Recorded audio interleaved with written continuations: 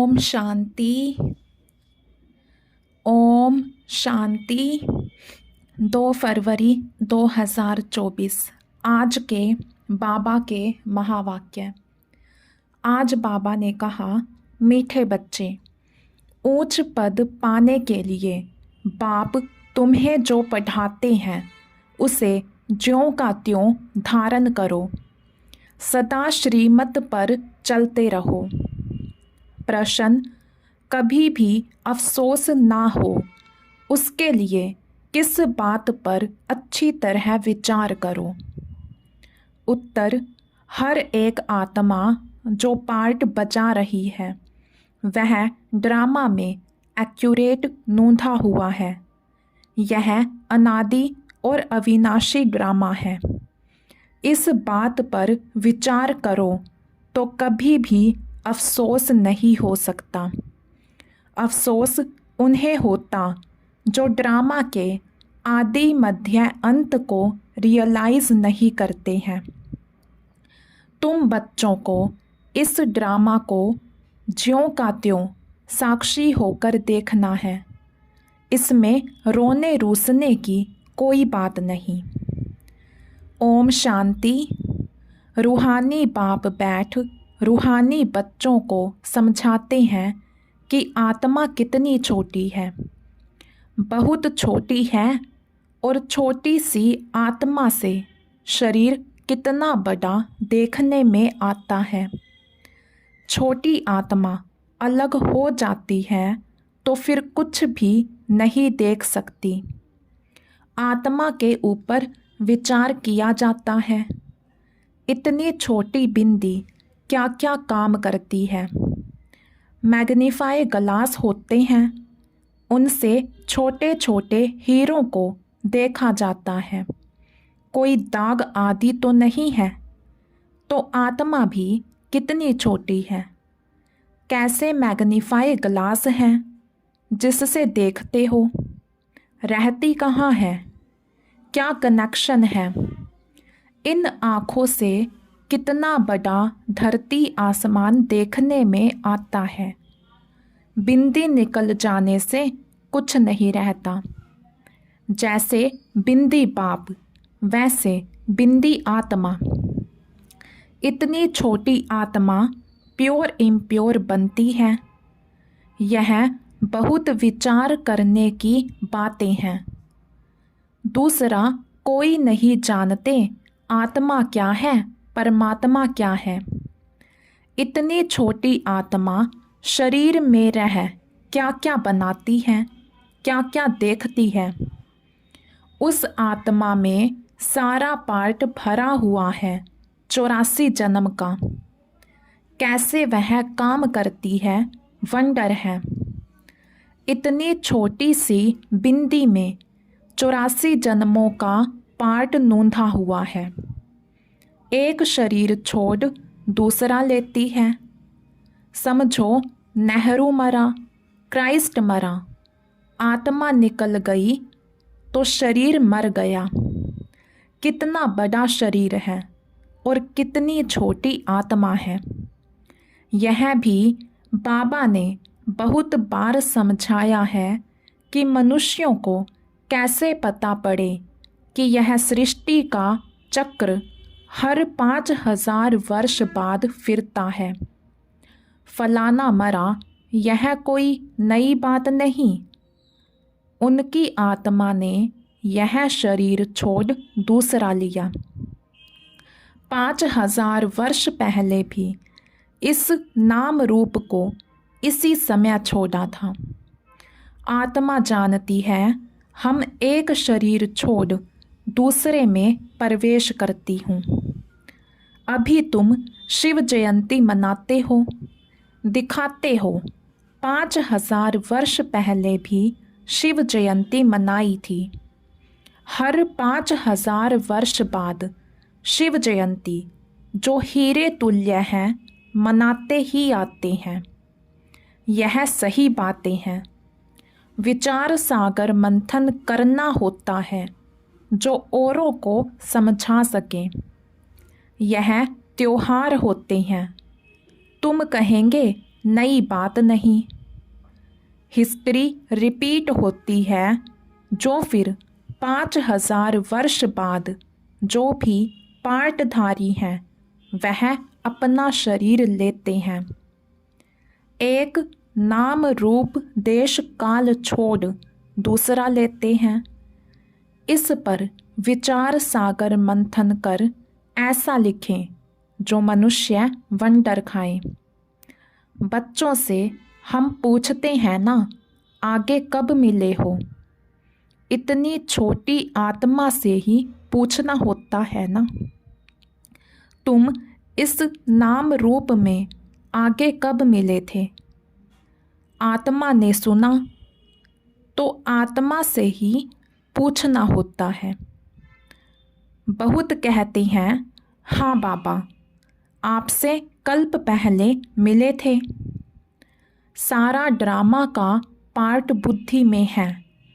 वह होते हैं हद के ड्रामा के एक्टर्स। यह है बेहद का ड्रामा। यह ड्रामा बड़ा एक्यूरेट है। इसमें ज़रा भी फर्क नहीं पड़ सकता। वह बाइस्कोप होते हैं हद के, मशीन पर चलते हैं। 2-4 रोल भी हो सकते हैं जो फिरते हैं। यह तो अनादि अविनाशी एक ही बेहद का ड्रामा है। इसमें कितनी छोटी आत्मा एक पार्ट बजाए फिर दूसरा बजाती है। 84 जन्मों का कितना बड़ा फिल्म रोल होगा। यह कुदरत है।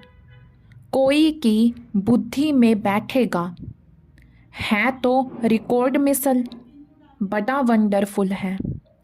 84 लाख तो हो ना सके, 84 का ही चक्र है। इनकी पहचान कैसे दी जाए? अखबार वालों को भी समझाओ तो डालेंगे। मैगज़ीन में भी घड़ी घड़ी डाल सकते हैं। हम इस संगम के समय की ही बातें करते हैं। सतयुग में तो यह बातें होंगी नहीं, ना कलयुग में होंगी। जानवर आदि जो भी कुछ हैं सबके लिए कहेंगे, फिर 5000 वर्ष के बाद देखेंगे। फर्क नहीं पड़ सकता। ड्रामा में सारी नूंद है। सतयुग में जानवर भी बहुत खूबसूरत होंगे। यह सारी वर्ल्ड की हिस्ट्री ज्योग्राफी रिपीट होगी। जैसे ड्रामा की शूटिंग होती है। मक्खी उड़ी, वह भी निकल गई, तो फिर रिपीट होगी। अब हम इन छोटी छोटी बातों का ख्याल तो नहीं करेंगे। पहले तो बाप खुद कहते हैं, हम कल्प कल्प संगम युगे इस भाग्यशाली रथ पर आता हूँ। आत्मा ने कहा, कैसे इसमें आते हैं? इतनी छोटी बिंदी है। उनको फिर ज्ञान का सागर कहते हैं। यह बातें तुम बच्चों में भी जो समझे हैं वह समझ सकते हैं। हर 5000 वर्ष के बाद मैं आता हूँ। कितनी यह वैल्यूबल पढ़ाई है।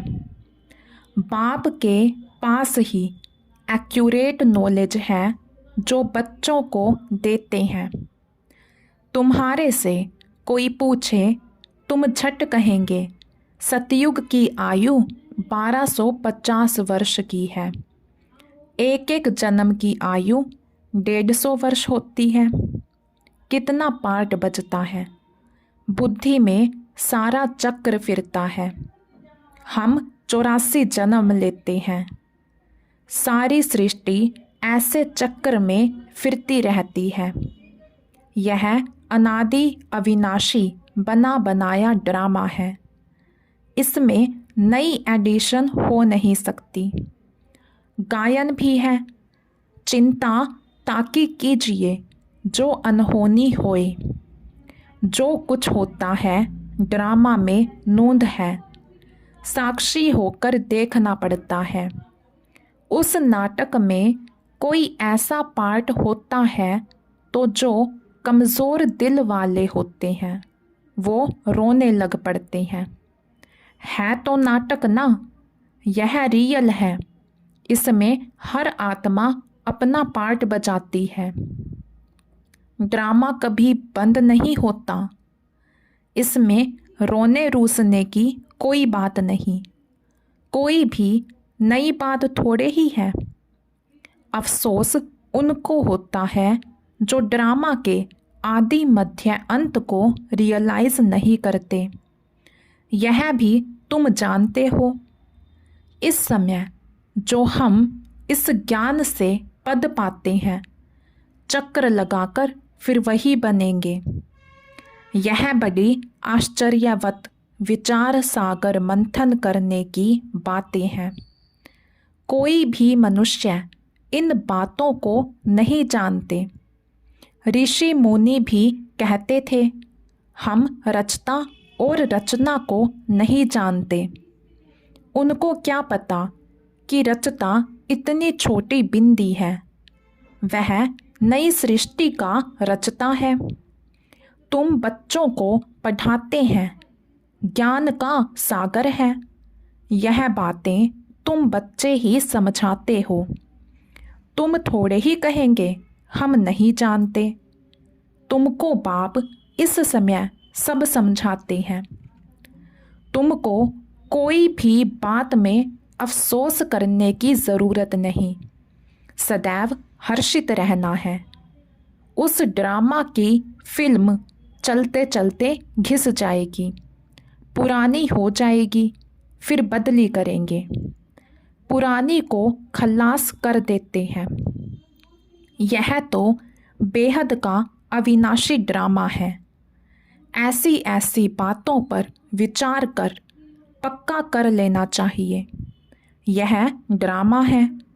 हम बाप की श्रीमत पर चल पतित से पावन बन रहे हैं और कोई बात हो नहीं सकती जिससे हम पतित से पावन बन जाएं अथवा तमो प्रधान से सतो प्रधान बने।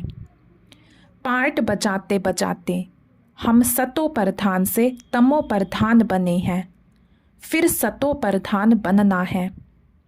ना आत्मा विनाश को पा सकती, ना पार्ट विनाश को पा सकता। ऐसी ऐसी बातों पर कोई का विचार नहीं चलता। मनुष्य तो सुनकर वंडर खाएंगे। वह तो सिर्फ भक्ति मार्ग के शास्त्र ही पढ़ते हैं।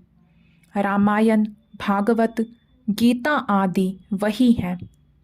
इसमें तो विचार सागर मंथन करना होता है। बेहद का बाप जो समझाते हैं उसको ज्यों का त्यों हम धारण कर लें तो अच्छा ही पद पा लें। सब एक जैसी धारणा नहीं कर सकते। कोई तो बहुत महीनता से समझाते हैं। आजकल जेल में भी भाषण करने जाते हैं। वैश्याओं के पास भी जाते हैं। गूंगे बहरों के पास भी बच्चे जाते होंगे, क्योंकि उन्हों का भी हक है। इशारे से समझ सकते हैं। आत्मा समझने वाली तो अंदर है ना। चित्र सामने रख दो, पढ़ तो सकेंगे ना। बुद्धि तो आत्मा में है ना। भल अंधे लूले लंगड़े हैं, परंतु कोई न कोई प्रकार से समझ सकते हैं। अंधों के कान तो हैं। तुम्हारा सीढ़ी का चित्र तो बहुत अच्छा है। यह नॉलेज कोई को भी समझाकर स्वर्ग में जाने लायक बना सकते हो। आत्मा बाप से वर्षा ले सकती है, स्वर्ग में जा सकती है। करके ऑर्गन्स डिफेक्टेड हैं, वहाँ तो लूले लंगड़े होते नहीं। वहाँ आत्मा और शरीर दोनों कंचन मिल जाते हैं, प्रकृति भी कंचन है। नई चीज़ ज़रूर सतो प्रधान होती है।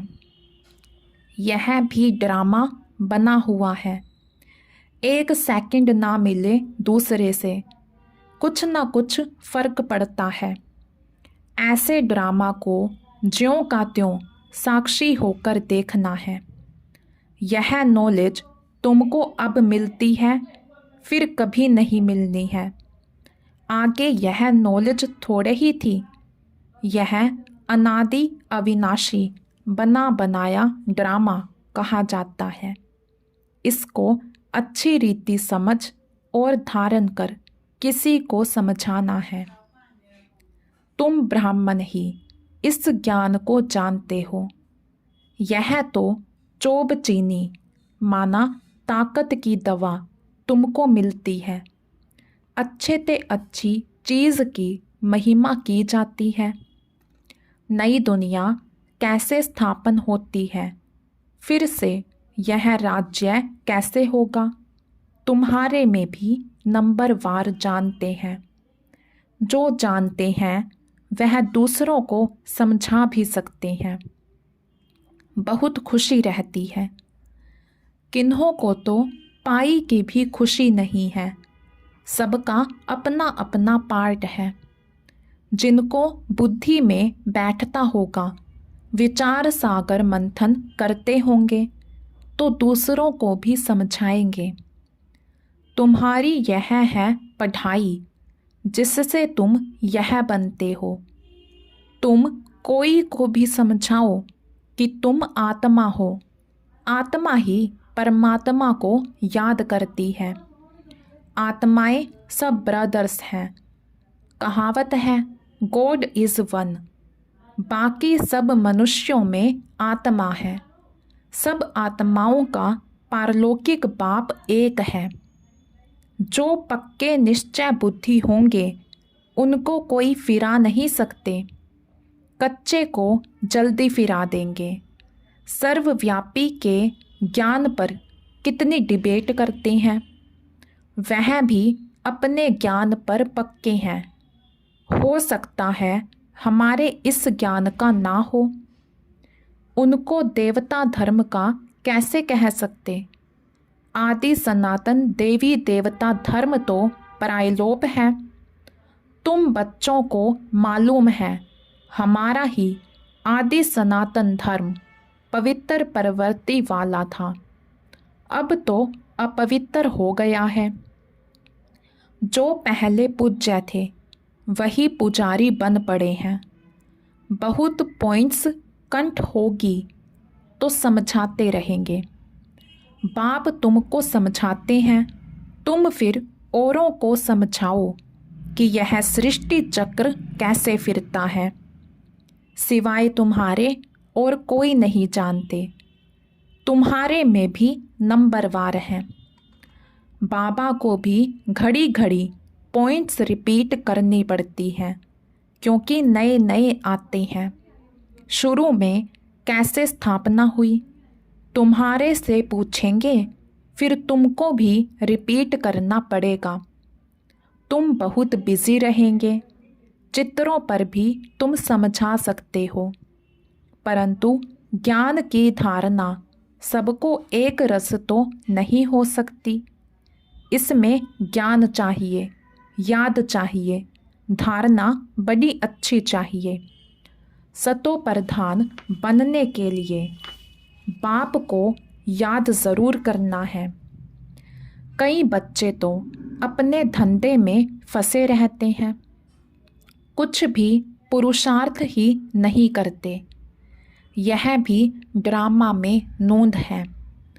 कल्प पहले जिन्होंने जितना पुरुषार्थ किया है उतना ही करेंगे। पिछाड़ी में तुमको एकदम भाई भाई होकर रहना है। नंगे आए हैं, नंगे जाना है। ऐसा ना हो पिछाड़ी में कोई याद आ जाए। अभी तो कोई वापस जा ना सके। जब तक विनाश ना हो स्वर्ग में कैसे जा सकेंगे। ज़रूर या तो सूक्ष्म वतन में जाएंगे या यहाँ ही जन्म लेंगे। बाकी जो कमी रही होगी उसका पुरुषार्थ करेंगे, वह भी बड़े हों तब समझ सकें। यह भी ड्रामा में सारी नोंद है। तुम्हारी एकरस अवस्था तो पिछाड़ी में ही होगी। ऐसे नहीं लिखने से सब याद हो सकता है। फिर लाइब्रेरीज आदि में कितनी किताबें क्यों होती हैं? डॉक्टर वकील लोग बहुत किताबें रखते हैं, स्टडी करते हैं। वह मनुष्य के वकील बनते हैं। तुम आत्माएं आत्माओं के वकील बनती हो।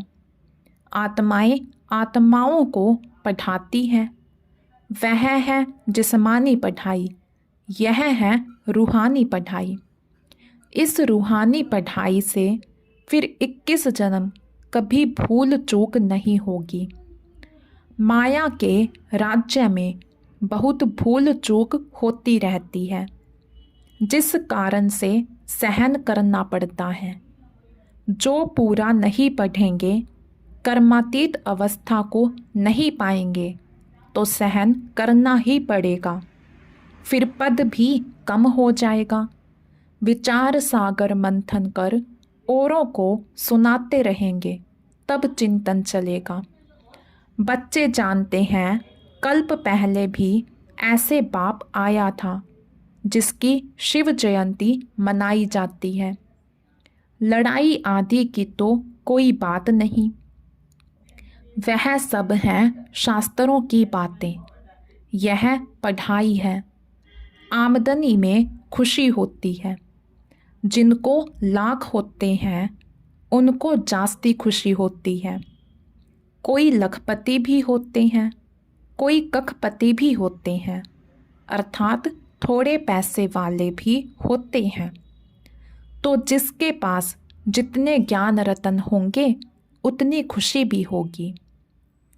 अच्छा, मीठे मीठे सिके लधे बच्चों प्रति माता पिता बाप दादा का याद प्यार और गुड मॉर्निंग। रूहानी बाप की रूहानी बच्चों को नमस्ते। हम रूहानी बच्चों की रूहानी बाप दादा को दिल व जान शिकवा प्रेम से नमस्ते जी, नमस्ते जी। धारणा के लिए मुख्य सार। फर्स्ट पॉइंट, विचार सागर मंथन कर स्वयं को ज्ञान रत्नों से भरपूर करना है। ड्रामा के राज को अच्छी रीति समझकर दूसरों को समझाना है। किसी भी बात में अफसोस ना कर सदा हर्षित रहना है। सेकंड पॉइंट, अपनी अवस्था बहुत काल से एक रस बनानी है ताकि पिछाड़ी में एक बाप के सिवाय दूसरा कोई भी याद ना आए। अभ्यास करना है, हम भाई भाई हैं, अभी वापस जाते हैं। वरदान, अलबेलेपन की लहर को विदाई दे, सदा उमंग उत्साह में रहने वाली समझदार आत्मा भव। अलबेलेपन की लहर को विदाई दे, सदा उमंग उत्साह में रहने वाली समझदार आत्मा भव। कई बच्चे दूसरों को देखकर स्वयं अलबेले हो जाते हैं। सोचते हैं ये तो होता ही है, चलता ही है। क्या एक ने ठोकर खाई तो उसे देखकर अलबेलेपन में आकर खुद भी ठोकर खाना, यह समझदारी है? बाप दादा को रहम आता है कि ऐसे अलबेले रहने वालों के लिए पश्चाताप की घड़ियाँ कितनी कठिन होंगी। इसलिए समझदार बन अलबेलेपन की लहर को, दूसरों को देखने की लहर को मन से विदाई दो। औरों को नहीं देखो, बाप को देखो।